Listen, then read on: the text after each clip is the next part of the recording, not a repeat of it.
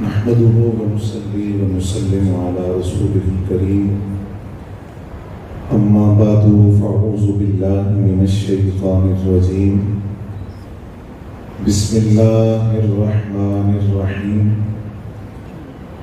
قال الله تبارك وتعالى في الكلام المجيد والفرقان الحميد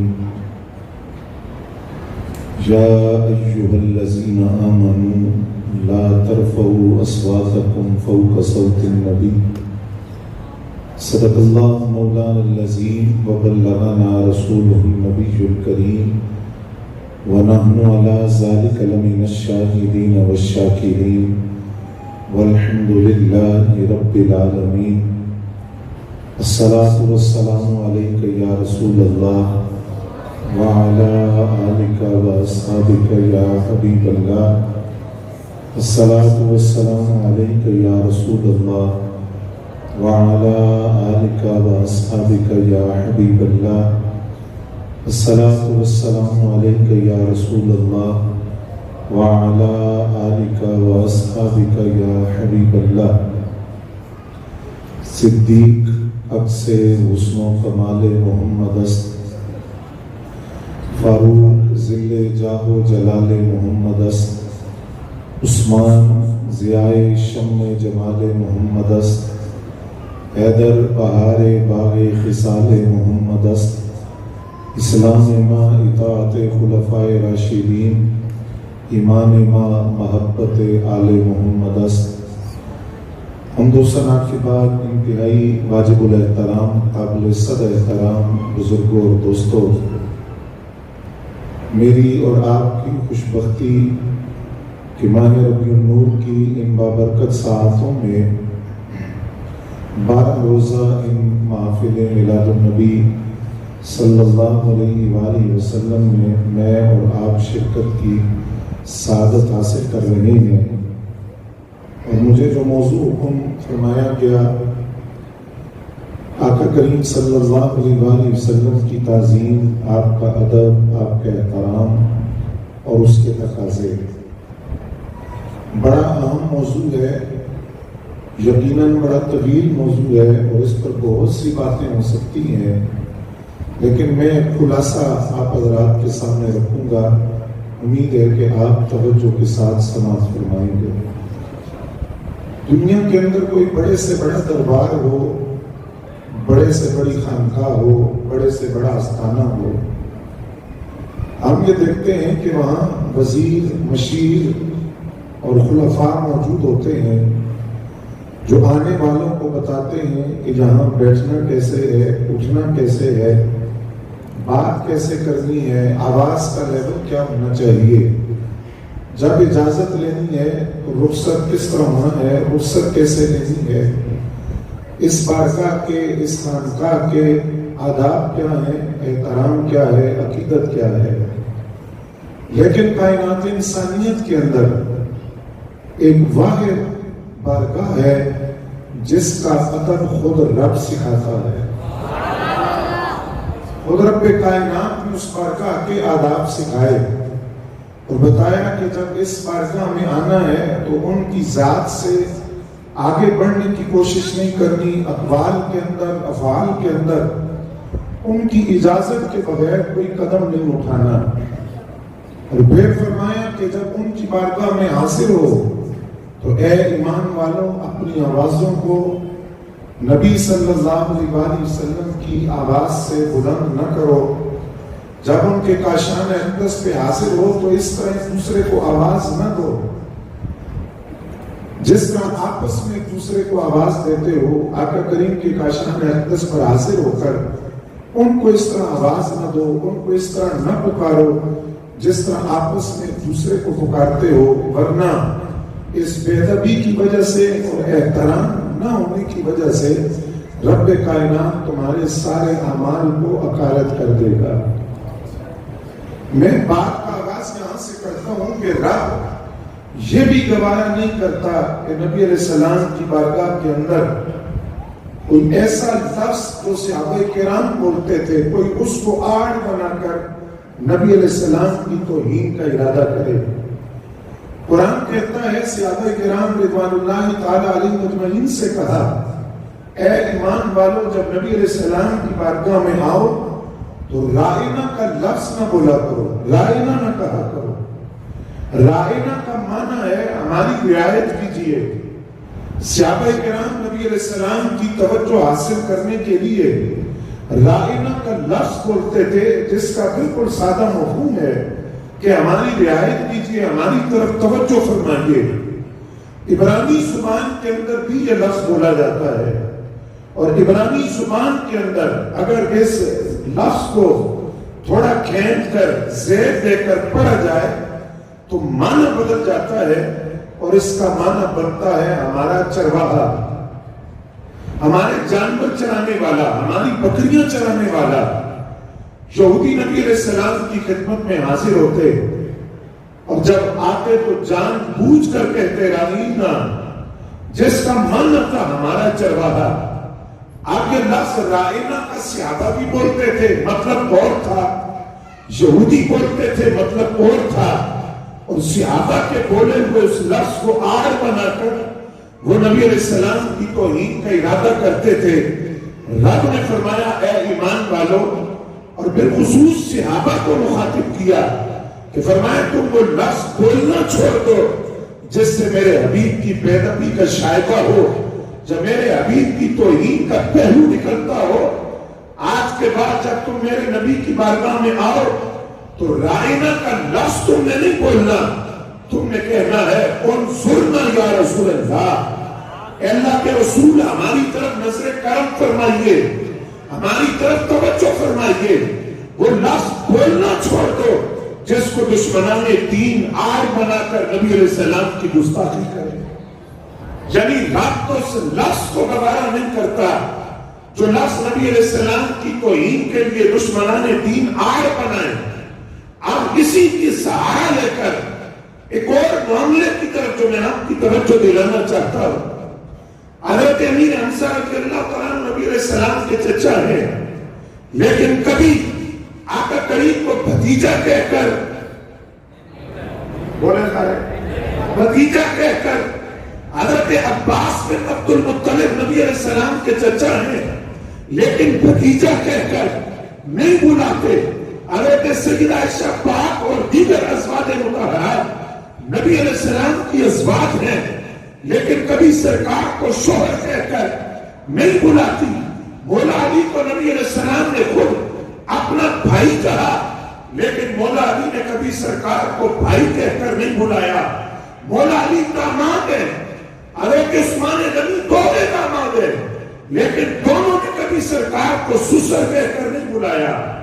حضرت فاروق اعظم، حضرت صدیق اکبر رضی اللہ تعالیٰ عنہ دونوں سسر ہیں، لیکن سرکار کو کبھی داماد کہہ کر نہیں بلایا۔ حضرات اصل میں مسئلہ کیا ہے، بس یہ میں نے مطلب آپ کو سمجھانا ہے۔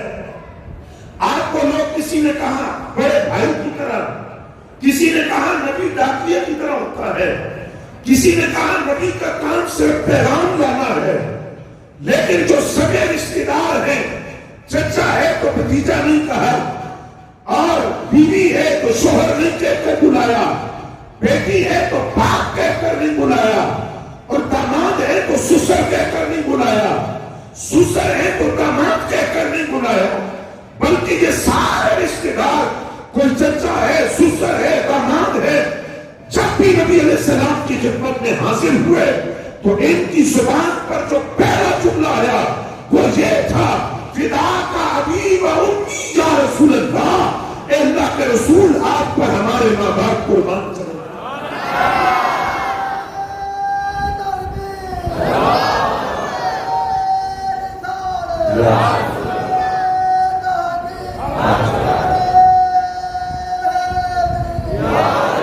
توجہ فرمائیے رہا تھا۔ آپ ذرا غور کیجئے، یہ فکر جو دور صحابہ سے چلی اور یہ فکر جو نبی علیہ السلام کے خاندان میں کی ہے، آج کس مسلک کے پاس ہے اور کس عقیدے کے پاس ہے؟ یہ اہل سنت کی تقریریں ہیں، یہ اہل سنت کی تحریریں ہیں، یہ اہل سنت کے خطابات ہیں، یہ اہل سنت کی کتابیں ہیں۔ جن کتابوں کے اندر، جن تقریروں کے اندر پاک نبی کا ادب بھی ملے گا، احترام بھی ملے گا، اعلیٰ حضرت فرماتے ہیں مومن وہ ہے جو ان کی عزت پر مرے دل سے۔ سبحان اللہ۔ میں نے تھوڑا آپ کو مطلب سمجھانا ہے، توجہ فرمائیں گے تو مومن وہ ہے جو ان کی عزت پر مرے دل سے، جہاں مرنے کا معنی ہے فدا ہونا، مومن وہ ہے جو ان کی عزت پر مرے دل سے، تعظیم بھی کرتا ہے نجدی کو مرے دل سے۔ کام مومن تو وہ ہے جو آقا کریم پر فدا ہو جائے، اور جو بد مذہب ہے، بد عقیدہ ہے، وہ آقا کریم کی تعظیم بھی کرتے ہیں تو مردہ دل کے ساتھ، بجھے ہوئے دل کے ساتھ۔ یہ اہل سنت ہے جن کی تقریروں اور تحریروں سے ادب رسول اور احترام رسول کی خوشبو آتی ہے۔ آگے قرآن کہتا ہے ایمان والو، نبی علیہ السلام کی ذات سے آگے بڑھنے کی کوشش، اقوال کے اندر، افعال کے اندر کوئی کام کرنا ہے، زبان سے کوئی جملہ بولنا ہے، کوئی حکم جاری کرنا ہے، جب تک نبی علیہ السلام سے اجازت نہ لے لو، جب تک نبی علیہ السلام تمہیں اجازت نہ دے، تم نے کوئی قدم نہیں اٹھانا، زبان سے کوئی جملہ نہیں نکالنا۔ میں اس کی دو مثالیں عرض کروں گا آپ کی توجہ چاہتے ہوئے۔ یمامہ کا ایک سردار ہے، نام ہے ثمامہ بن اسال رضی اللہ تعالیٰ عنہ، جو بعد میں اسلام لائے۔ انہوں نے قسم اٹھائی کہ میں نبی علیہ السلام کو قتل کروں گا، چیلنج کیا۔ آقا کریم صلی اللہ علیہ وسلم نے بھی اللہ سے دعا مانگی، یا اللہ تو مجھے ثمامہ بن اسال پر قدرت دے دے، وہ میرے قابو میں آ جائے۔ یمامہ یہ علاقہ آج ریاض کا جو علاقہ ہے، مکہ کے اندر قریب ریاض کا علاقہ، یہ یمامہ کا علاقہ ہے۔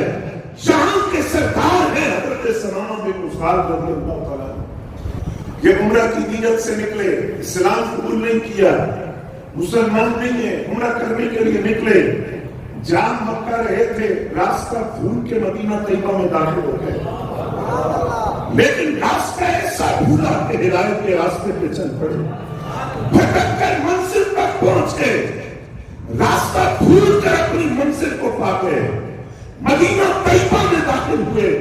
آقا کریم کے جانثار سے آپ مدینہ کی گلیوں میں گشت کرتے تھے، جب ایک اجنبی آدمی کو دیکھا تو لگائی، تجسس کیا، بندہ کون ہے؟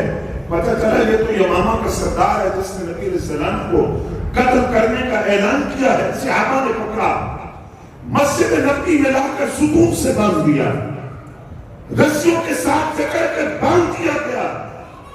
اب جب نبی علیہ السلام تشریف لائے اور حضرت ثمامہ بن اسال جو اسلام نہیں لائے، ان کو دیکھا، بڑا چوڑا سینہ ہے، لمبا قد ہے، پکڑی ہوئی گردن ہے، بہت بڑا چہرہ روبدار ہے، پتہ چل رہا ہے کسی قبیلے کا سردار ہے۔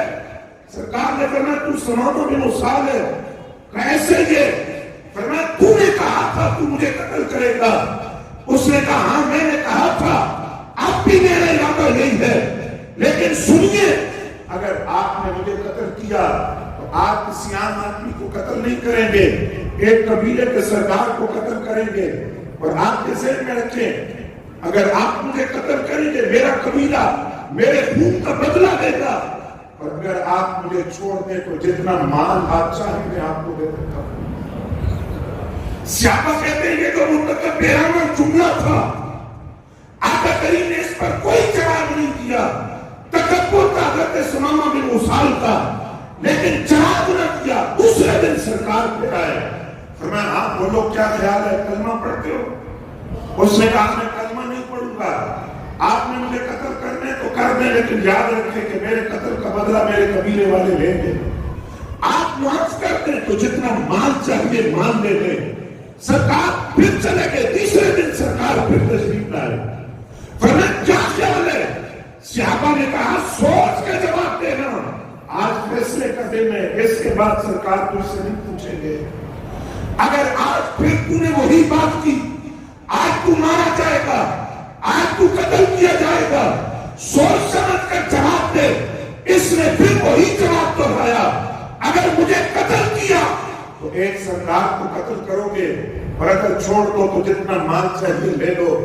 صحابہ کہتے ہیں ہمارا خیال تھا سرکار تلوار نکال کر بھی اس کی گردن اتار دیں گے، سر قلم کریں گے، یا حضرت فاروق اعظم کو حکم ہوگا، یا حضرت خالد بن ولید کو حکم ہوگا، یا حضرت ابو عبیدہ بن الجراح کو حکم ہوگا کہ اس کی گردن اتار دو۔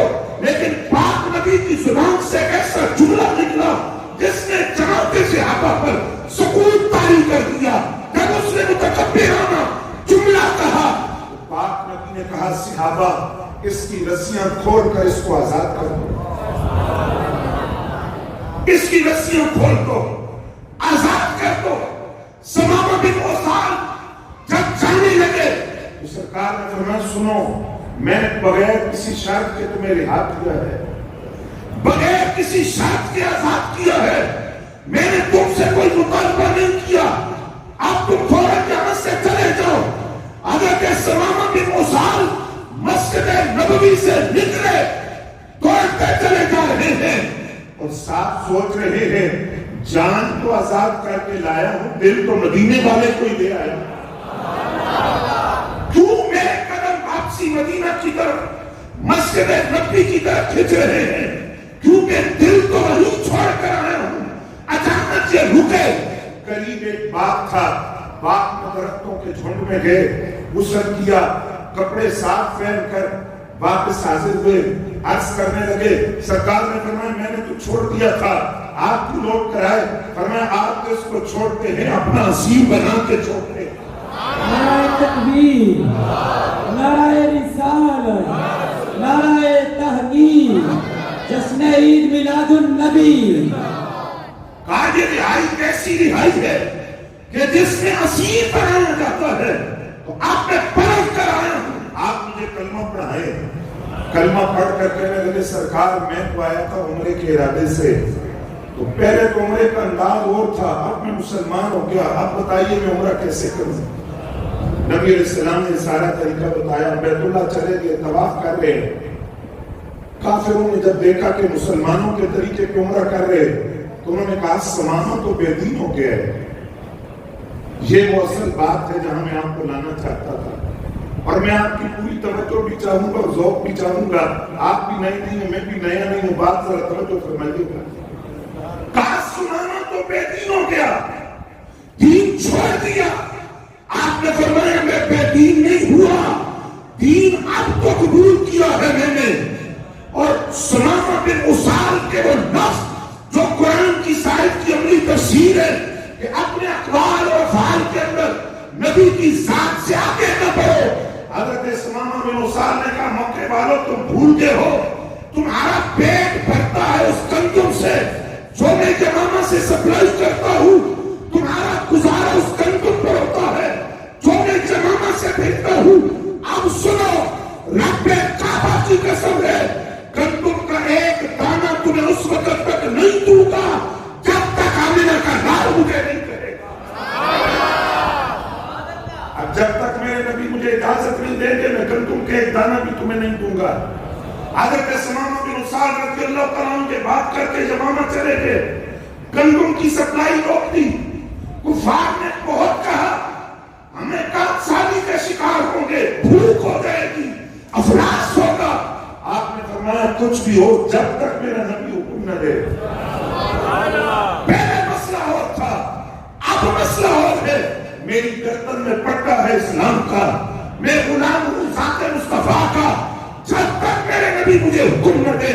وہ تو سارے جہانوں کے لیے رحمت بن کر آئے تھے، سارے کفار مل کر نبی علیہ السلام کی خدمت میں حاضر ہوئے۔ آپ سمامہ بن اسال سے کہیں وہ ہمارے گندم کی سپلائی کو بحال کرے ورنہ ہم بھوک سے مر جائیں گے۔ آقا کریم نے سمامہ بن اسال کو خط لکھا، فرمایا میں رحمت بن کر آیا ہوں، آپ نے میری محبت میں گندم کی سپلائی کو روکا تھا، آپ کا وقت، آپ کا احترام، آپ کی تعظیم رب نے قبول کر لی ہے۔ اب میں حکم دیتا ہوں آپ کو فائد مکہ کے لیے گندم اور غلہ روانہ کریں۔ قرآن کہتا ہے اپنی ذات کے اندر، اقوال اور افعال کے اندر نبی کی ذات سے آگے بڑھنے کی کوشش نہ کرو۔ اور دوسرا عملی تفسیر قرآن کی اس آیت کی، آقا کریم کے ایک صحابی ہے، ان کا نام ہے حضرت جلیبیب رضی اللہ تعالیٰ عنہ۔ نام تھوڑا مشکل ہے لیکن صحابی بڑا سونا ہے میرے نبی کا۔ بڑی آواز آئے تو میں گانا بڑا سونا صحابی میرے نبی کا، کیونکہ میرے پاک نبی تو دل دیکھتے تھے نا۔ جلیبیب رضی اللہ تعالیٰ عنہ آقا کریم کی خدمت میں آئے، نبی علیہ السلام نے، وہ جو ایک دوستانہ ماحول تھا، سرکار نے فرمایا شادی کیوں نہیں کرتے؟ کہا حضور کیسے کروں؟ کون رشتہ دے گا؟ میرا تو جمال بھی نہیں ہے، میں افشا سے تعلق رکھتا ہوں، مال بھی نہیں ہے، حسب و نسب بھی نہیں ہے، خاندان بھی نہیں ہے۔ لوگ رشتہ دیتے ہیں تو جمال بھی دیکھتے ہیں، مال بھی دیکھتے ہیں اور خاندان بھی دیکھتے ہیں، تو میرے پاس تو کچھ بھی نہیں ہے۔ فرمایا جلیبیب رضی اللہ تعالیٰ عنہ سے، فرمایا تیرا رشتہ میں کرواؤں گا، تیرا رشتہ میں کرواؤں گا۔ حضرت جلیبیب رضی اللہ تعالیٰ عنہ کو پاک نبی نے فرمایا فلاں مقام پر چلے جاؤ، عرب کا سردار ہے، اس کی بیٹی ہے، اور عرب کے اندر وہ خوبصورت اور دوشیزہ مشہور ہے، اس کے حسن کے چرچے ہیں۔ اس نے مجھ سے کہا تھا آپ جس رشتے کا کہیں گے وہاں میں اپنی بیٹی کا رشتہ دوں گا، تم چلے جاؤ اور ان سے جا کر کہو کہ ان کی بیٹی کے لیے میں نے تمہیں بھیجا ہے۔ حضرت جلیبیب رضی اللہ تعالیٰ عنہ فرماتے ہیں میں وہاں پہنچا اور اس شخص کو پیغام دیا کہ نبی علیہ السلام نے تیری بیٹی کے لیے مجھے بھیجا ہے۔ جس وقت اس نے ایک نگاہ مجھ پر ڈالی، خاندان کا پوچھا، مال کا پوچھا، میرا چہرہ دیکھا تو وہ پریشان ہو گیا، اپنی بیوی سے کہا یہ دیکھو یہ رشتہ آیا ہے، اب اتنی خوبصورت بیٹی کا رشتہ اس کو کیسے دے دیں؟ ماں اور باپ دونوں سوچ رہے ہیں، لیکن قرآن کی سائد کی عملی تفسیر، وہ جو عفت اور عصمت مہار بیٹی ہے وہ دروازے کے پیچھے کھڑی ہے، وہ اچانک باپ کے سامنے آ کر کہتی ہے کہ آپ یہ ارادہ تو نہیں کر رہے کہ آپ نبی علیہ السلام کی حکم عدولی کریں گے؟ اگر آپ کو منظور نہیں ہے تو میں کہتی ہوں رسول اللہ کا بھیجا ہوا رشتہ مجھے منظور ہے۔ میں پاک نبی کی ذات کا احترام اور عقیدت رکھتی ہوں، میں انکار نہیں کر سکتی۔ اور ابا جان آپ نے اسٹیٹس دیکھا اور آپ نے اپنا مقام دیکھا، مال دیکھا، خاندان دیکھا، لیکن آپ نے یہ نہیں دیکھا کل میدان حشر کے اندر جہاں کائنات کی ساری بیٹیاں اکٹھی کھڑی ہوگی، ہر بیٹی یہ کہے گی اس کا رشتہ اس کے باپ نے طے کیا ہے۔ میں سر اٹھا کر فخر سے کہوں گی میرا رشتہ نبیوں کے امام نے طے کیا۔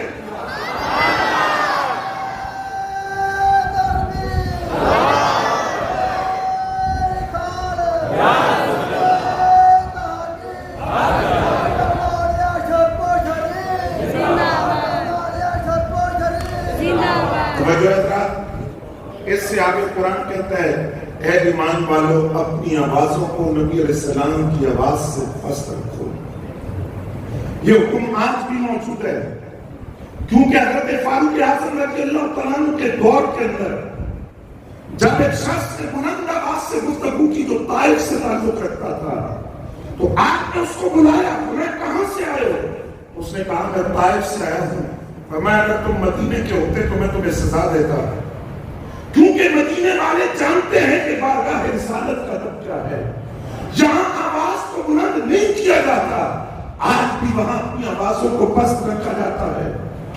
جس وقت خلیفہ منصور حضرت امام مالک کے ساتھ مدینہ طیبہ حاضری دینے گیا تو اس کی آواز بلند ہوئی، بلند آواز سے بات کرنے لگا تو حضرت امام مالک رضی اللہ تعالیٰ عنہ نے پلٹ کر اس سے فرمایا کہ تیرا دربار نہیں ہے، یہ شہنشاہوں کے شہنشاہ کا دربار ہے، اپنی آواز کو پست رکھ، اگر تیری آواز بلند ہوئی تو ساری زندگی کے اعمال برباد ہو جائیں۔ حضرت فاروق اعظم نے فرمایا کہ آواز کو پست رکھنے کا حکم آج بھی ہے، اور جب یہ قرآن کی آیت اتری حضرت سیدنا صدیق اکبر رضی اللہ تعالیٰ عنہ سب سے پہلے نبی علیہ السلام کی خدمت میں حاضر ہوئے۔ آقا میں آپ کو گواہ بناتا ہوں اور آپ کو گواہ بنا کر میں عرض کرتا ہوں آج کے بعد میں پہلے بھی محتاط تھا، لیکن آج کے بعد میں آہستہ آواز سے بات کروں گا، آواز بلند نہیں کروں گا۔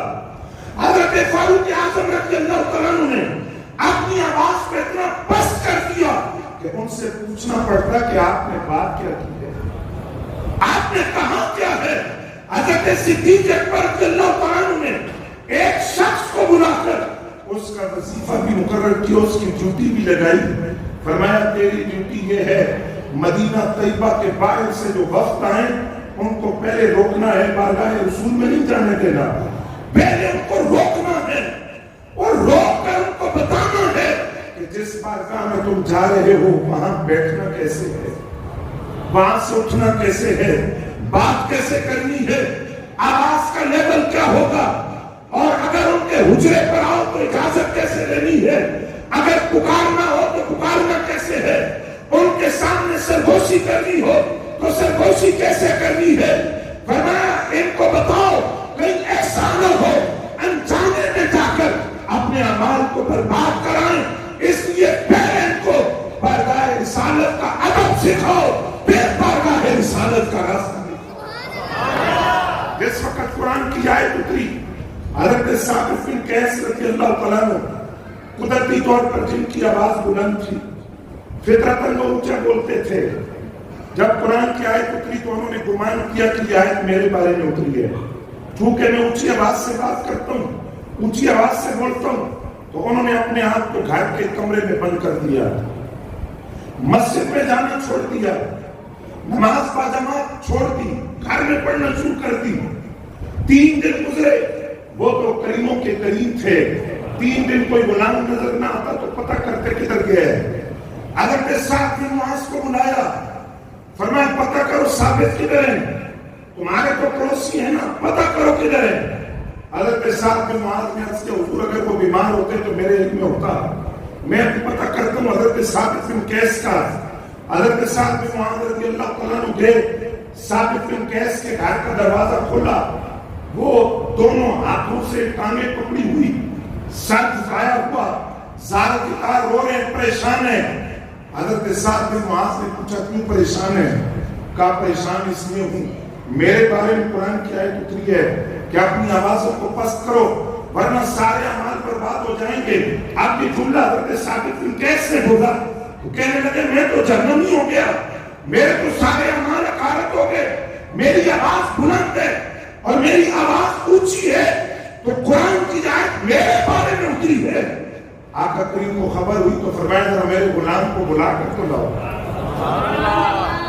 حضرت ثابت بن قیس حاضر ہوئے. آقا کریم صلی اللہ علیہ وسلم نے فرمایا آپ کیوں پریشان ہیں؟ آقا اس لیے کہ میرے بارے میں قرآن کی آیت اتری ہے کہ میری آواز بلند ہے، میری زندگی کے اعمال برباد ہو گئے، اعمال اکارت ہو گئے. فرمایا تم حوصلہ رکھو، یہ آیت تمہارے بارے میں نہیں اتری، تمہاری آواز فطرت پر اونچی ہے، لیکن تم نے جو ادب کیا ہے اس ادب کا انعام بارگاہ رسول سے تمہیں ملے گا. وہ انعام کیا ہے؟ فرمایا سنو، اے ثابت میں تمہیں 3 خوشخبریاں سناتا ہوں. پہلی خوشخبری، جب تک تم زندہ رہو گے، قابل تعریف رہو گے، جس راستے سے گزرو گے تم خوشحالی میں رہو گے، لوگ تمہاری تعریف کریں گے. دوسرا، تم جنتی ہو، جنت کا مالک اور مختار تمہیں گارنٹی دے رہا ہے. اور تیسرا، رب تمہیں شہادت کی موت عطا فرمائے. اب ان تینوں باتوں کا ذرا عملی تصویر بھی دیکھیے. یہ حضرت ثابت بن قیس امیر صحابہ میں شمار ہوتے تھے جن کو رب نے مال دیا اور یہ مال دعائے رسول کے بعد آیا. جب آقا کریم نے دعا کی کہ تم شاد رہو تو دعا نبی علیہ السلام کی ہو تو وہ جو اعلیٰ حضرت نے کہا اجابت کا صحرا عنایت کا جوڑا دلہن بن کے نکلی دعائے محمد. اجابت نے جھک کر گلے سے لگایا بڑی ناز سے جب دعائے محمد صلی اللہ علیہ وسلم کو وہ دعا تو کہا اتنا مال ملا، اتنا مال کے مشال تھے امیر صحابہ کے اندر شمار ہوتا تھا.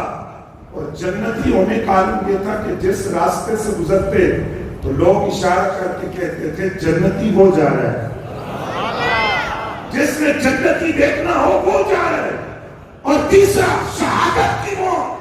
تو شہادت کی موت جنگ یمامہ کے اندر جو عقیدہ ختم نبوت کے تحفظ کے لیے لڑی گئی، جس گھر سے کفن پہن کر آئے، گڑا کھودا، گڑے کے اندر کھڑے ہو گئے، کہنے لگے میں نے واپس نہیں جانا یہاں تک کہ عقیدہ ختم نبوت کے تحفظ پر اپنی جان کا نذرانہ پیش کر دوں. अकीदे खत्म नबूवत के तहफ्फुज़ पर जामे शहादत नोश किया, लेकिन बारगाह रिसालत के अदब का इनाम क्या मिला वो जरा सुनिएगा। इनकी जब तदफीन हो गई तो एक सहाबी के ख्वाब में आए, उससे कहा जरा जाकर हज़रत खालिद बिन वलीद रज़ी अल्लाह तआला अन्हु से कहो जिस वक्त मेरी शहादत हुई तो मेरे जिस्म पर कीमती ज़िरा थी, वो एक आदमी ने उतारी है, और उनको बताओ जहां मुसलमानों का लश्कर खड़ा है, लोग कहते हैं नबी को दिमाग पीछे का इल्म नहीं, ये पाक नबी का सहाबी है तो कब्र से खबर दे रहे। फरमाया जहां मुजाहिदीन इस्लाम का लश्कर खत्म होता है वहां एक घोड़ा बना हुआ है, घोड़े के करीब एक पत्थर की हंडिया है, पत्थर की हंडिया के नीचे मेरी जिर्रा है। हज़रत खालिद बिन वलीद से कहो वो जिर्रा वहां से निकाल कर मेरे पूरा साथ को दे दे। दूसरा हज़रत सिद्दीक़ अकबर रज़ी अल्लाह तआला अन्हु से कहो मुझ पर कुछ कर्ज है, वो जिर्रा फरोख्त कर दे, कर्ज अदा कर दे। अदब रसूल का इमाम से मिला, जिस वक्त वो टोकरी हटाई गई तो जिर्रा वहीं पड़ी हुई थी। इसका मतलब ये हुआ गुलामे नबी जमीन के ऊपर हो तो जमीन के अंदर का हाल जानता है, जमीन के अंदर हो तो जमीन के बाहर का हाल जानता है। तो अगर ये शान है खिदमतगारों की तो सरदार का आलम क्या होगा। हज़रत सिद्दीक़ अकबर रज़ी अल्लाह तआला अन्हु को खबर पहुंची, हज़रत साबित बिन कैस ने कब्र से पैगाम भेजा है कि मेरी वसीयत है कि मेरा कर्ज अदा कर दे। जुमला सुनिए हज़रत सिद्दीक़ अकबर रज़ी अल्लाह तआला अन्हु का। आपने फरमाया वैसे तो माँ बाद मौत वसीयत कोई करता नहीं हो तो नाफिज नहीं होती, लेकिन इस सहाबी ने मेरे नबी का इतना अदब किया है, पूरी जमात सहाबा में ये वाहिद सहाबी है कि इनकी शहादत के बाद इनकी की गई वसीयत को नाफिज किया जाए। पूरी जमात सहाबा में वाहिद सहाबी है जिनको ये एहसास मिला। और फिर हज़रात गिरामी कदर कुरान कहता है बारगाह रसूल सल्लल्लाहु अलैहि वसल्लम में जब आना है तो अदब एहतराम का क्या मंजर और अकीदत का क्या पहलू होना चाहिए। वारफ्तगी हो तो उसमें भी अदब हो, इश्क हो तो उसमें भी एहतराम हो, मोहब्बत हो तो उसमें भी अदब का पहलू हो। नबी अलैहिस्सलाम ने जिस वक्त 6 हिजरी के अंदर उम्रे के इरादे से आका करीम सल्लल्लाहु अलैहि वसल्लम तशरीफ लाए, हुदैबिया के मकाम पर आपने पड़ाव डाला। 1400 या 1500 सहाबा नबी अलैहिस्सलाम के साथ है। उस मकाम पर जब आप रुके तो कुफार की तरफ से पैगाम मिला, आप इस साल उम्रा नहीं कर सकते, वापस जाए अगले साल फिर आए, इस साल आप उम्रा नहीं कर सकते। और कुफार ने हज़रत उर्वा बिन मसूद सक़फ़ी रज़ी अल्लाह तआला अन्हु को अपना जासूस बनाकर, सफीर बनाकर भेजा, जाओ जरा मुसलमानों के लश्कर की खबर लेकर आओ, असला कितना है, अफरादी कुव्वत कितनी है, बंदे कितने हैं। हज़रत उर्वा बिन मसूद सक़फ़ी रज़ी अल्लाह तआला अन्हु आए, जब सारे हालात की खबर लेकर गए तो कुफार से जाकर कहा कि 5 बातें देख कर आए हूं। कितनी? 5 बातें। कौन सी? कहा पहली बात मैंने ये देखी है, वो मुसलमानों के नबी जब लुआब पहनते हैं, उनके तहन से जब लुआब निकलता है वो जमीन पर नहीं गिरता। सवाल हुआ कहां गिरता है? आज सहाबा के हाथ होते हैं नीचे। वो आका करीम का लुआब सहाबा अपने हाथों पर लेते हैं। अच्छा फिर क्या करते हैं? फताना का बिहार वजह हूं, वो आका करीम का लुआब अपने हाथों पर लेकर कोई अपने चेहरे पर मरता है, कोई अपने बदन पर मरता है। दूसरी बात मैंने ये देखी है, जब वो नबी हुक्म देते हैं, हुक्म तो एक सहाबी को देते हैं, अमल करने के लिए सारे दौड़ पड़ते हैं। आज सहाबी कहता है इस हुक्म पर अमल मैं करूंगा, आका करीम के इस हुक्म की तामील मैं करूंगा। तीसरा मैंने ये देखा, वो नबी सल्लल्लाहु अलैहि वसल्लम जब वजू करते उनके वजू का वो पानी जो उनके बदन से जुदा होता है वो जमीन पर नहीं गिरता। सवाल हुआ किधर जाता है? कहा वो सहाबा अपने नबी का वजू का इस्तेमाल शुदा पानी हासिल करने के लिए यूं आगे बढ़ते हैं कि नहीं पड़ेंगे, जिसको मिल जाए तो मिल जाए, जिसको ना मिले वो صحابی کا کیلا ہاتھ پکڑ کر اپنے چہرے پر ملنا شروع کر دیا۔ چوتھی بات میں نے یہ دیکھی ہے، وہ نبی صلی اللہ علیہ وسلم جب خاتمے کرواتے ہیں، بال بنواتے ہیں، تو آج جو کہے کہ نبی ہماری مثل ہے، سوال ہے کہ تیرے بال کدھر جاتے ہیں؟ وہ تو نالی میں جاتے ہیں، لیکن وہ آمینہ کے لال اور نبوت کے بدر کمال ہے۔ جب وہ خط بناتے ہیں تو صحابہ نیچے ہاتھ رکھتے ہیں، آقا کریم کے بال مبارک آپس میں تقسیم کرتے ہیں اور وصیت کرتے ہیں کہ ہمارے کفن میں رکھنا، وصیت کرتے ہیں ہماری قبر میں رکھنا، اور کسی صحابی کے پاس موجود ہو تو وہ پانی میں کھول کر مریض کو وہ پانی پلائے تو رب شفا دیتا ہے، اور وہ بال کسی کے پاس موجود ہو اور درود پڑا جائے تو بال سیدھا ہو کر کھڑا ہو جاتا ہے۔ تو محدثین نے لکھا اگر پاک نبی کے بال مبارک تو آقا کریم کے سر انور سے جدا ہو چکے، آپ بھی درود پڑا جائے تو نبی علیہ السلام کے منہ مبارک میں حرکت ہوتی ہے، بال سیدھا ہو کر کھڑا ہو جاتا ہے۔ تو اگر پاک نبی کے وجود سے جدا بال کے اندر حیات کا عالم یہ ہے تو ذات مصطفیٰ کی اپنی حیات کا عالم۔ پانچویں بات میں نے یہ دیکھی ہے، جب وہ نبی بات کرتے ہیں، چاہے سامنے حضرت فاروق اعظم ہو جن کا نام سن کر عالم کفر کانپ جاتا ہے، یا حضرت خالد بن ولید ہو 250 جنگوں میں جنہوں نے حصہ لیا، سیف اللہ جن کا لقب ہے، سامنے ابو عبیدہ بن جراح امیر الامہ ہو، کوئی بھی ہو، جب سرکار بولتے ہیں تو صحابہ اس طرح خاموش ہوتے ہیں، سکوت طاری ہو جاتا ہے، ادب کا ایسا کرینہ نظر آتا ہے، اور بارگاہ رسول میں اس طرح بیٹھتے ہیں جس طرح ان کے سروں پر پرندے بیٹھے ہیں۔ اگر سروں کو حرکت دی تو پرندے اڑ جائیں گے، اور کہا اس کے ساتھ ہی میں نے یہ دیکھا ہے وہ جتنے صحابہ ہیں کوئی نگاہ اٹھا کر نظر بھر کے اپنے نبی کا چہرہ نہیں دیکھتا، کہا وہ ان اکھیوں کے ساتھ اپنی نگاہوں کو ٹیڑھا کر کے ترچھا کر کے اپنے نبی کا دیدار کرتے ہیں۔ اس لیے اگر ان میں سے کسی صحابی کو پوچھو کہ تیرے نبی کا حسن و جمال کیسا تھا تو وہ پلٹ کر جواب دیتا ہے میں کیا بتاؤں، میں نے تو کبھی آنکھ بھر کے دیکھا ہی نہیں، میں نے تو کبھی یہ جرأت نہیں کی ہے میں اپنے نبی کے حسن و جمال کو آنکھ بھر کر دیکھوں۔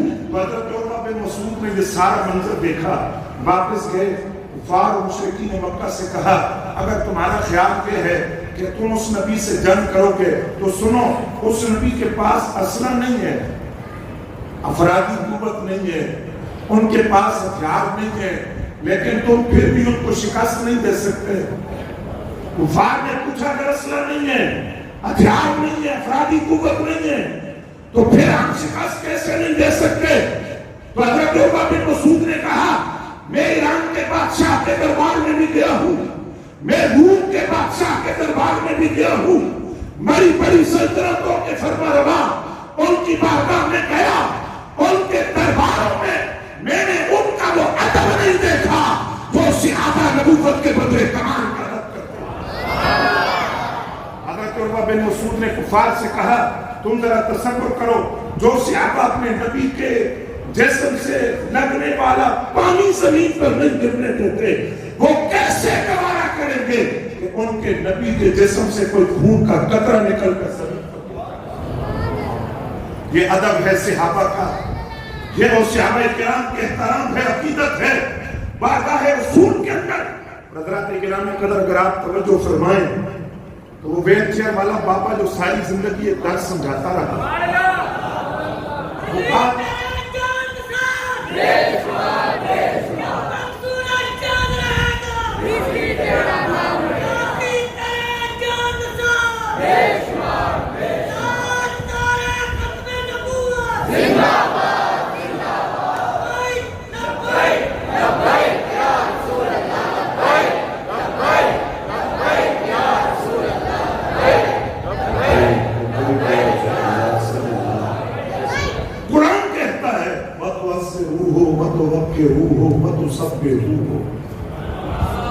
سنا آپ نے تعظیم و توقیر پہلے تسبیح سارے بولو نہیں ناراضگی ہے آج اس توجہ میں ٹائم سے آیا ہوں بولو نہیں سارے تعظیم و توقیر تعظیم و توقیر سارے نہیں بولے تعظیم و توقیر تسبیح عمل عبادت اعمال بعد میں قرآن کے اصول پر غور کیجئے قرآن کہتے ہیں تعظیم پہلے توقیر پہلے تسبیح بعد میں اصل میں تو یہ جواب بھی ہے ایک واقعے کا وہ واقعہ یہ ہے کہ جب صدیق اکبر رضی اللہ تعالیٰ عنہ مصلی امامت پر کھڑے ہوئے نبی علیہ السلام نے قبیلے کے درمیان صلح کروانے کے لیے گئے تھے نماز کھڑی ہو گئی سرکار واپس تشریف لائے مسجد میں داخل ہوئے حضرت صدیق اکبر رضی اللہ تعالیٰ عنہ کی توجہ دلائی گئی کہ سرکار آگے ہے حضرت صدیق اکبر مصلی سے پیچھے ہٹنا شروع ہوئے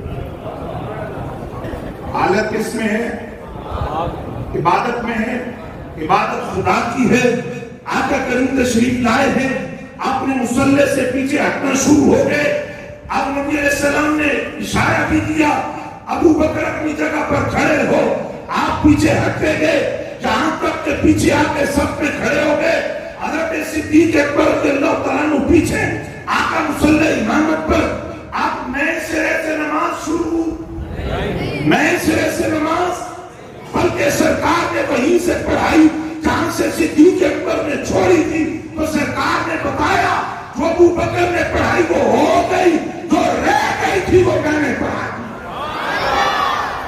اب جب نماز ہو گئی تو سرکار نے فرمایا ابو بکر اپنی جگہ پر کھڑے رہتے جملہ سنی حضرت صدیق اکبر رضی اللہ تعالیٰ عنہ کا یاد رہے یار بھی نے سرکار دے یار بھی ہے سرکار کے 18 سال عمر تھی حضور سے دوستی چل رہی تھی ایمان کو بعد ملا یہ دوستی پہلے سے تھی تو سرکار نے فرمایا ابو بکر کھڑے رہتے اپنی جگہ پر عرض کیا سرکار ابو قحافہ کا بیٹا اور یہ جرأت کرے کہ آپ سے آگے بڑھ کے مصلی پہ کھڑا ہو اگرچہ نماز کی عبادت کی خدا کی تو آج بعض لوگوں نے کہا کہ خدا کی عبادت کے اندر مصلی نہیں چھوڑنا چاہیے تھا تم اپنا فلسفہ اپنے پاس رکھو صدیق اکبر کے سامنے قرآن کی آیت تھی کہ عبادت بعد میں ہے حبیب مصطفیٰ کی تعظیم و توقیر ہے رب اس عبادت کو قبول نہیں کرتا جس میں یار کی تعظیم نہ ہو رب اس عبادت کو قبول نہیں کرتا جس میں اس کے حبیب کا ادب نہ ہو اب میں ایک اور مثال عرض کرتا ہوں آپ توجہ فرمائے گا لوگ یہ بھی کہتے تھے بابے کے پاس اور موضوع کوئی نہیں بابا ٹھیک کہتا تھا آج آپ دیکھ لیں گے حالات نماز فرض ہے دن میں کتنی مرتبہ سارے بولو گے کتنی مرتبہ روزہ سال میں 1 مہینہ روزہ سال میں آج زندگی میں زکات صاحب نصاب پر سال میں 1 مرتبہ نماز دن میں 5 مرتبہ فرض ہے ہر وقت بندہ نماز کی حالت میں نہیں ہوتا نماز کا وقت ہوا زور ہے تو زور پڑے گا سر ہے تو سر پڑے گا نماز دن میں 5 مرتبہ توجہ مجھے آپ کی چاہیے روزہ سال میں 1 مہینے آج زندگی میں 1 مرتبہ شرط ہے جانی اور مالی طاقت ہو زکات شرط ہے صاحب نصاب ہو سال میں 1 مرتبہ ساری عبادات کا وقت مقرر ہے لیکن ایک فریضہ ایسا ہے جو پورا سال کا ہر مہینہ مہینے کا ہر ہفتہ ہفتے کا ہر دن کا ہر لمحہ ہر لمحے کی ہر گھڑی فرض ہے اور اس فریضے کو ناموس رسالت کا تحفظ ہے یا رسول اللہ یا رسول اللہ یا رسول اللہ یا رسول اللہ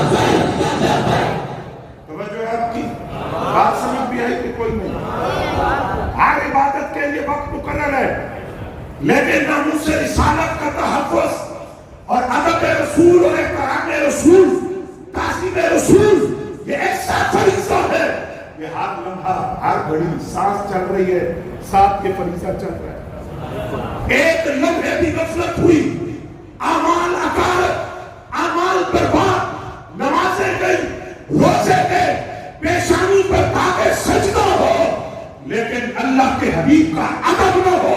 رب نہ تبلیغیں دیکھتا ہے، نہ بستر اٹھانا دیکھتا ہے، رب اپنی یار کی تعظیم ہے. وہ تبلیغ بھی قبول نہیں جس میں یار کا ادب نہ ہو. بات میں نے اتفاقاً کر دی، مجھے اب یاد آیا کہ میں رائے گنج میں بیٹھا ہوں. توجہ ہے آپ حضرات کی؟ میں ایسی تبلیغ قبول ہے، میں ایسی عبادت قبول ہے جس میں یار کی تعظیم نہ ہو، ادب نہ ہو، احترام رسول کی خوشبو نہ ہو. میں ایک مثال عرض کروں گا، آپ حیران رہ جائیں گے. عبداللہ ابن ابی رئیس المنافقین کہتا اپنے آپ کو مسلمان تھا لیکن حقیقت میں منافق تھا. ایک غزوے کے اندر اس نے جملہ بولا، کیا؟ اس نے کہا اگر ہم مدینہ لوٹ کر گئے، اگر ہم مدینہ لوٹ، یہ قرآن میں موجود ہے، اگر ہم مدینہ لوٹ کر گئے تو ہم عزت والے ذلت والوں کو مدینے سے نکال دیں گے معاذ اللہ. ذلت والے کون؟ صحابہ کرام، اور معاذ اللہ کا کریم کی ذات پر اٹیک کیا اس نے. اگر ہم مدینہ لوٹے تو ہم عزت والے اور معاذ اللہ وہ ذلت والے، اور تو ہم مدینہ طیبہ سے نکال دیں گے. اس کا جواب اس سے قبل کہ کوئی اور دیتا. خود عبداللہ ابن ابی کا بیٹا، ان کا نام بھی عبداللہ تھا، حضور کے مخلص صحابی تھے. باپ کی یہ کیفیت ہے، بیٹا صحابی ہے، مخلص صحابی ہے. جس وقت باپ پلٹ کر مدینے آیا تو بیٹا تلوار لے کے سامنے کھڑا ہو گیا. اس نے کہا پہلی بات، مدینہ تم اس وقت تک داخل نہیں ہو سکتے جب تک میرا نبی اجازت نہ دے. جب تک سرکار اجازت نہ دے میں تمہیں مدینہ طیبہ میں داخل نہیں ہونے دوں گا. دوسری بات، اپنے باپ سے وہ کہنے لگے، صحابی رسول حضرت عبداللہ اپنے باپ عبداللہ ابن ابی سے کہتے کہ تو نے یہ کہا ہے کہ ہم عزت والے اور معاذ اللہ ذلت والے. اب تو مدینہ میں تب داخل ہوگا جب تو کہے گا کہ ہم ذلیل ہیں.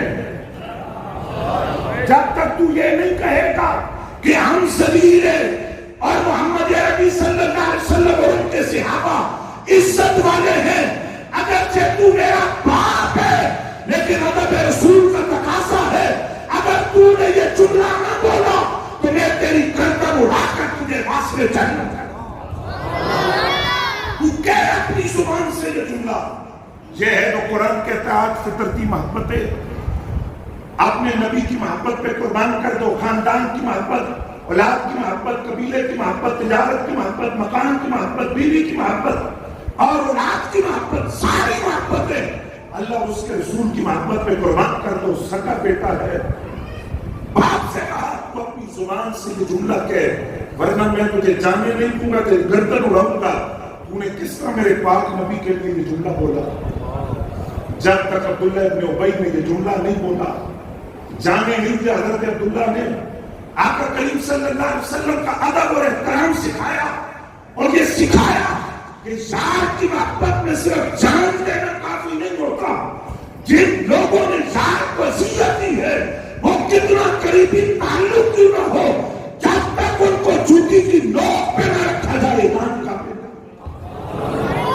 اور میں ایک اور منظر آپ کو دکھانے لگا ہوں، اگر آپ توجہ فرمائیں تو نبی علیہ السلام اپنے دراز گوش پر اپنی سواری پر بیٹھ کر انصار کے قبیلے کے پاس تھوڑی دیر کے لیے رکے اور سرکار سواری پہ بیٹھے ہوئے. اس سواری نے وہاں بول کر دیا، پیشاب کر دیا. یہی عبداللہ ابن ابی، اس نے کپڑا اٹھا کے اپنی ناک میں رکھ لیا. اب سرکار نے کوئی جواب اس کو نہیں دیا اور اس نے زبان سے جملہ بولا. اس نے کہا مسلمانوں کے نبی، تمہاری سواری کے بول کی بو نے مجھے تکلیف دی ہے. سرکار کو کچھ نہیں کہا، سواری کو بولیے، سواری کے بول کی پیشاب کی بو کے بارے میں کہا کہ اس نے مجھے اذیت دی ہے. سرکار نے جواب نہیں دیا. حضرت عبداللہ بن رواحہ رضی اللہ عنہ آ کر جو جملہ بولا، یہ شاعر دربار رسالت مآب ہے. آج تو عالم اللہ شاعر اہل سنت بنا ہو کر اور اس شاعری کے اندر جو صحابہ پہ تبرہ ہو رہا ہے، جو گالیاں بکی جا رہی ہیں، اور جو ملعونوں والا کردار آج رافضیت کے پردے میں چھپ کے ادا کیا جا رہا ہے، رحمان والحفیظ، یہ شاعر دربار رسالت امام تھے۔ آقا کریم ان سے فرمائش کر کے شعر سنتے تھے، جا کے آئے تو انہوں نے عبداللہ ابن ابی سے کہا اللہ کی قسم ہے جس سواری پہ سرکار بیٹھے ہوئے ہیں اس کے بول کی بو ہمیں تیری مشک کی خوشبو سے بھی زیادہ اچھی لگتی ہے۔ جملہ سمجھو تسی کوئی نہ ایسے تھکے تھکے یا سمجھ نہیں آئی بات۔ فرمایا وہ جو سواری جس پر سرکار بیٹھے تھے اس کے جو پیشاب کی بو ہے وہ تیری مشک کی خوشبو سے بھی زیادہ ہمیں پسند اور اچھی لگتی ہے۔ اب مسئلہ تو یہ ہے کہ عبداللہ ابن ابی نے سرکار کو تو کچھ نہیں کہا تھا، سواری کو کچھ نہیں کہا، سواری کے بول کے بارے میں بات کی تھی۔ عبداللہ ابن رواحہ نے پلٹ کر جواب دے کر بتایا، فرمایا سن ہمارے ایمان کا تقاضا ہے لکڑی کی جس ریل پر قرآن رکھا جائے ہم لکڑی کی ریل کا بھی ادب کرتے ہیں، تو جس سواری پر خود صاحب قرآن بیٹھا ہو اس سواری کا ہم کتنا ادب کرتے ہیں۔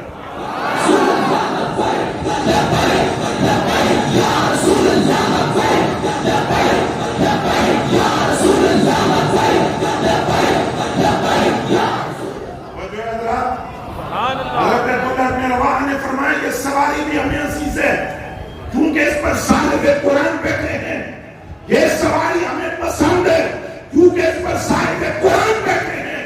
اگر بات آپ کے لیے مشکل ہے تو میں اور آسان کرتا ہوں، قرآن پر سہارا لیتا ہوں۔ قرآن کہتا ہے وَالْعَادِيَاتِ ضَبْحًا، کہا قرآن نے کیا مطلب ہے؟ قرآن کہتا ہے جو سواریاں دوڑتی ہیں ان کے دوڑنے سے، ان کی ٹاپوں سے جو گرد اٹھتی ہے، قرآن کہتا ہے اس گرد کی قسم ہے کہ قرآن کا اسلوب ہے، قرآن ہمیشہ عظمت والی چیز کی قسم کھاتا ہے۔ اس کا مطلب یہ ہوا وہ گرد بھی بڑی عظمت والی ہے، وہ مٹی بڑی عظمت والی ہے۔ اور بعض مفسرین کہتے ہیں معنی یہ ہے قرآن قسم اٹھا رہا ہے وہ سواریاں جب دوڑتی ہیں ان کی ٹاپوں اور پتھر کی رگڑ سے جو چنگاریاں پیدا ہوتی ہیں ان چنگاریوں کی قسم ہے۔ اب قرآن نے سواریوں کی ٹاپوں سے لگنے والی گرد اور چنگاریوں کی قسم کھائی تو سوال کرتے ہیں یا اللہ ہر سواری؟ فرمایا نہ، ہر گھوڑا؟ فرمایا نہ، ہر اونٹ؟ فرمایا نہ۔ کون سی سواریاں؟ فرمایا ہر سواری نہیں، ہر اونٹ نہیں، ہر گھوڑا نہیں، بلکہ ان سواریوں کی ٹاپوں سے لگنے والی گرد کی قسم کھائیے جن سواریوں کی پشت پہ سرکار کے صحابہ بیٹھ کر میدان جہاد میں جاتے ہیں۔ اگر رب کو ان سواریوں پہ اتنا پیار آتا ہے جن کی پشت پر صحابہ بیٹھتے ہیں تو خدا جانتا ہے رب کو صحابہ پہ کتنا پیار آتا ہے۔ تھوڑا ذوق کوئی بھی لیکن دے جملے پھر بھی میں کہہ دینا، اگر رب کو ان سواریوں پہ پیار آتا ہے جن کی پشت پہ صحابہ بیٹھتے ہیں تو رب کو مولا علی پہ کتنا پیار آیا جب وہ سرکار کے کندھوں پر تھے، اور رب کو صدیق اکبر پر کتنا پیار آیا جب سرکار کے کندھوں پر تھے۔ توجہ ہے حضرات؟ اور اس کے ساتھ دوسری روایت ملا کر میں بات سمیٹتا ہوں۔ حضرت حبیب بن زید انصاری رضی اللہ تعالیٰ عنہ صحابی رسول ہے اور یہ بیٹے حضرت ام عمارہ رضی اللہ تعالیٰ عنہ کے، یہ تاریخ تحفظ ختم نبوت کے پہلے شہید ہیں۔ کون ہیں؟ پہلے شہید تاریخ تحفظ ختم نبوت کے۔ بدر و احد کے شہداء کی بات نہیں کر رہا، ختم نبوت کے عقیدے کے تحفظ کے لیے جو پہلا شہید ہے وہ حضرت حبیب بن زید انصاری مسلمہ قذاب، جس نے نبوت کا دعویٰ کیا تھا۔ نبی علیہ السلام نے ان کو اس کی طرف بھیجا پیغام دے کر۔ جب یہ وہاں گئے تو اس نے اپنے سارے پیروکار اکٹھے کر لیے اور ان پیروکاروں کو اکٹھا کر کے روح طاری کرنے کے لیے، دھاک بٹھانے کے لیے حضرت حبیب بن زید انصاری رضی اللہ تعالیٰ عنہ سے کہنے لگا کہ بتاؤ میں نبی ہوں اللہ کا؟ آپ نے فرمایا آواز نہیں آتی، کیا کہہ رہے ہو؟ اس نے کہا اچھا یہ بتاؤ محمد صلی اللہ علیہ وسلم اللہ کے نبی ہیں، تو میں ہاں یہ آواز مجھے آتی ہے، وہ اللہ کے نبی ہیں یہ آواز مجھے آتی ہے۔ اس نے پھر پوچھا میں اللہ کا نبی ہوں، تو مجھے آواز نہیں آتی۔ محمد صلی اللہ علیہ وسلم اللہ کے نبی ہیں، فرمایا ہاں یہ آواز مجھے آتی ہے۔ آپ کو ہر مرتبہ پوچھتا، ایک ہاتھ کاٹتا دوسرا ہاتھ کاٹتا، ایک پاؤں کاٹا دوسرا پاؤں کاٹا، یہاں تک کہ آپ کو شہید کر دیا گیا، جسم کے ٹکڑے ٹکڑے ہو گئے۔ لیکن حضرت حبیب بن زید انصاری رضی اللہ تعالیٰ عنہ نے 2 پیغام دیے، اور حضرت عبداللہ بن رواحہ نے اپنے اس جواب سے پیغام دیا۔ وہ کیا تھا؟ حضرت حبیب بن زید انصاری کا پہلا پیغام، فرمایا میری لاش کے ٹکڑے ٹکڑے تو ہو گئے، لیکن قیامت تک تم محسوس کرو گے کہ میری لاش کے ہر ٹکڑے سے قیامت تک سے صدا آئے گی، تاجدار ختم نبوت، تاجدار ختم نبوت، تاجدار ختم نبوت۔ اور دوسرا پیغام حضرت حبیب بن زید انصاری اور حضرت عبداللہ بن رواحہ کا، کہ بات تو سواری کی ہوئی تھی، لیکن ہم اس سواری کی توہین بھی گوارا نہیں کر سکتے جس پر میرے پاک نبی تشریف فرما ہیں۔ حضرات گرامی قدر، ان دونوں صحابہ نے جو پیغام دیا وہ یہ تھا کہ جو ناموس رسالت کا مسئلہ ہے یہ ریڈ زون ہے۔ کیا ہے؟ نو گو ایریا ہے، اس میں کسی کتے بلے کو داخل ہونے کی اجازت نہیں، کسی غیر نتو خیرے کے داخل ہونے کی اجازت نہیں، کیونکہ جو ناموس رسالت کا مسئلہ ہے یہ ایک زون ہے، یہ نو گو ایریا ہے، اور اس پر پیرا کس کا ہے؟ حضرت صدیق اکبر رضی اللہ تعالیٰ عنہ سے لے کر عصر حاضر میں ویل چیئر والے بابے حضرت امیر المجاہدین تک کا پیرا ہے اس ایک زون پر، اور جہاں صحابہ کا خون ہے، غازیان اسلام کے ساتھ ہے اور پیغام دے رہے ہیں، اس نو گو ایریا کے اندر تم تب داخل ہو سکتے ہو جب امت مسلمہ اس سے غفلت کا شکار ہو جائے، لیکن مسلمان اپنی ذاتی ترجیحات سے غافل ہو سکتا ہے، اپنے آقا و مولا کی عزت اور ناموس کے مسئلے سے کبھی غافل نہیں ہو سکتا۔ یا رسول اللہ لبیک، لبیک لبیک یا رسول اللہ لبیک، لبیک لبیک یا رسول اللہ لبیک، لبیک لبیک یا رسول اللہ لبیک۔ اگر میں غازیان اسلام کی بات کروں تو تفسیر بہت دور نکل جائے گی، سب کی ترجمانی کرتے ہوئے، سب کی ترجمانی کرتے ہوئے اس 21 سال کے محافظ ناموس رسالت کی بات کرتا ہوں جو لاہور کے علاقے رنگ محل کا رہنے والا تھا۔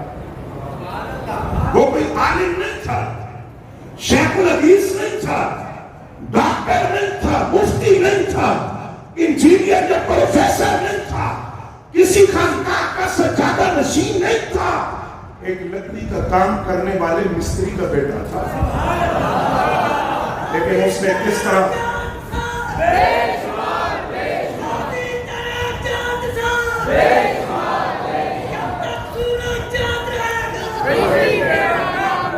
لیکن اس نے کس طرح اپنے آقا و مولا کی عزت پر پہرا دیا۔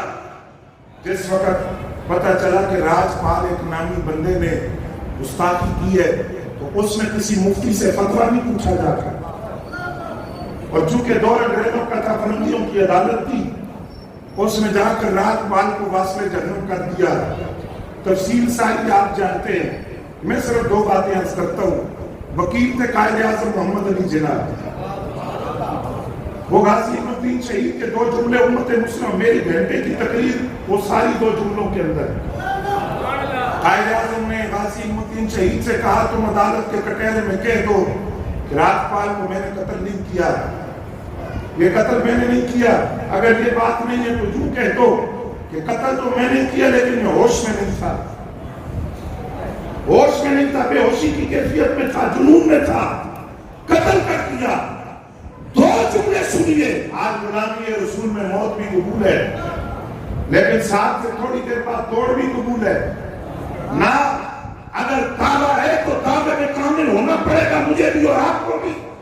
غازی الدین شہید سے قائد اعظم نے کہا کہ تم عدالت کے کٹہرے میں یہ کہہ دو کہ یہ میں نے نہیں کیا اور میں یا ہوش میں نہیں تھا. اس نے کہا جناح صاحب رات کو جلوے میں دیکھتا ہوں نا,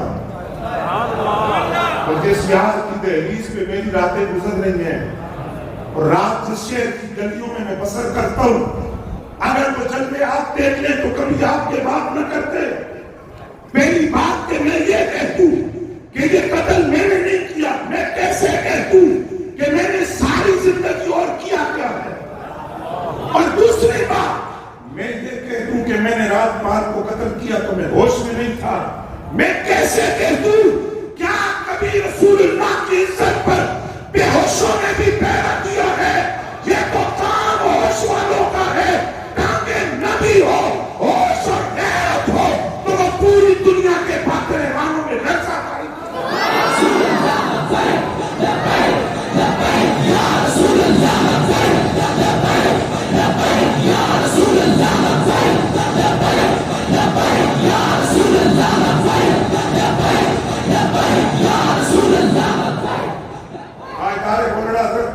شاہ صاحب نے پوچھا تھا غازی الدین شہید سے, جیل کا سپرنٹینڈنٹ کہتا ہے کہ تم رات کو غائب ہو جاتے ہو, کہیں کدھر جاتے ہو؟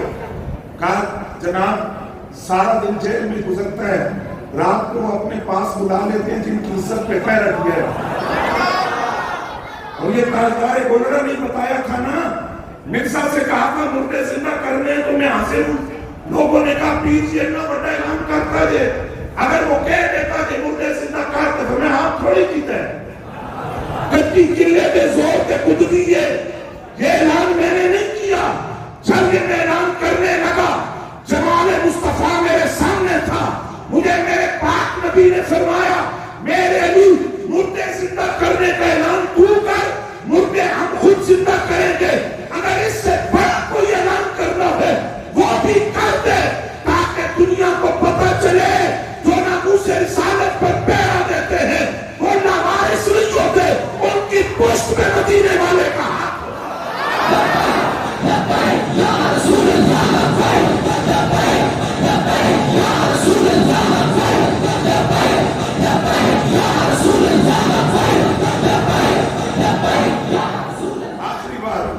آخری بات میں بھی اور آپ بھی اپنے پلے سے باندھ لیں, جان دی ہوئی اسی کی تھی. حق تو یہ ہے کہ حق ادا نہ ہوا, کر تیرے نام پہ جان فدا, نہ بس ایک جان دو جہاں فدا, میری دو جہاں سے بھی جی بھرا کروں کیا کروڑوں جہاں. غازی الدین شہید نبی علیہ السلام کی زیارت نصیب ہوئی. واقعہ کریم نے فرمایا الدین تجھے سزائے موت کے آرڈر میں, لیکن اگر تو کہے تو ابھی تیری خلاصی ہو جائے, کائنات کا مالک اور مختار نبی ہے, بول شہادت کی موت چاہیے یا خلاصی چاہیے؟ 21 سال تیری عمر ہے, تم نے دیکھ لی کیا ابھی؟ کیونکہ عشق عمریں نہیں دیکھتا, عشق رنگ اور عشق وطن قبیلے نسل قوم نہیں دیکھتا. عشق رنگ نسل قبیلہ قوم دیکھتا تو بلال حبشی کعبے کی چھات پہ نظر نہ آتے, سلمان فارسی کے لیے اعلان نہ ہوتا کہ یہ تو میری اہل بیت سے ہیں. صہیب رومی کے لیے سرکار صحابہ سے یہ نہ فرماتے کہ اٹھ کر کھڑے ہو کر استقبال کرو, بڑے نفع والا سودا کر کے آیا ہے. علم الدین شہید سے فرمایا بول تجھے شہادت کی موت چاہیے یا زندگی چاہیے؟ علم الدین کا جواب سنو تو گل مکائیے. کہا سرکار اب میں نے زندہ رہ کے کیا کرنا ہے, اب میں نے زندہ رہ کر کیا کرنا ہے؟